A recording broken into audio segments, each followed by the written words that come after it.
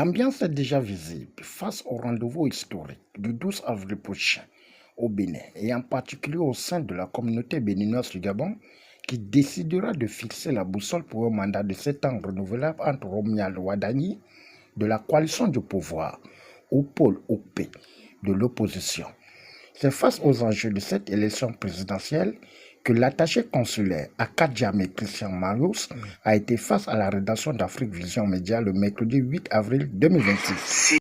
6126 électeurs inscrits. 6126 inscrits sur tous les territoires.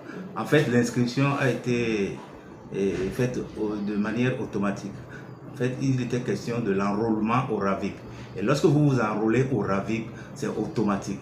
Lorsque vous avez déjà atteint l'âge de voter, votre nom apparaît directement, automatiquement sur une liste électorale par rapport à l'adresse que vous avez fournie lors de l'enrôlement. RAVIP, c'est un recensement à vocation individuelle. C'est une identification personnelle. Tout le monde veut voter. Ceux qui ont réussi à s'inscrire et même ceux qui n'ont pas réussi à le faire en son temps. Tout le monde veut, à la dernière minute, participer à cette élection. Nous-mêmes, on se demande pourquoi. Certainement, les résultats du président sortant parlent. Certainement, nous, on se dit, puisqu'on ne s'explique pas cet engouement. Cette élection, il y aura un seul centre de vote à Libreville ici, au consulat précisément. Un seul centre de vote. Alors, le consulat couvre tout le Gabon, en dehors de Port-Gentil. Le consulat couvre tout le Gabon. Donc, il y a Ouyem, Bitam et autres. Donc, nous avons des ressortissants partout, dans tous les coins du Gabon. On ne va pas demander à quelqu'un de partir de Bitam pour venir justement voter à Libreville. Donc, cela peut se faire par procuration. C'est la Sénat qui s'occupe de ça. C'est la Sénat qui a toutes les priorités de décider ce qui peut voter par procuration et qui ne peut pas.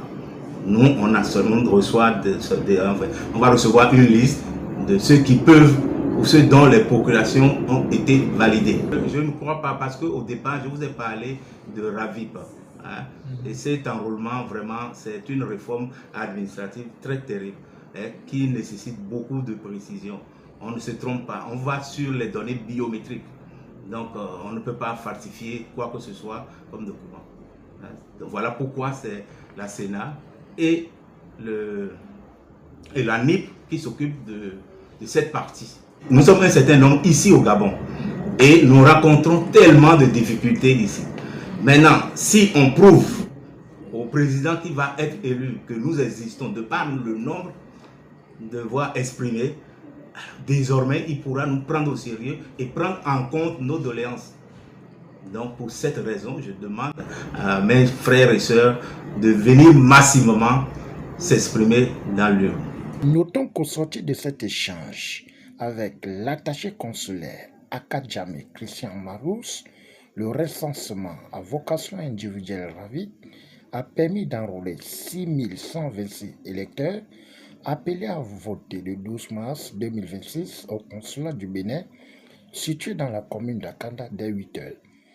Au finish, une équipe du Sénat est attendue à Libreville pour coordonner les élections présidentielles.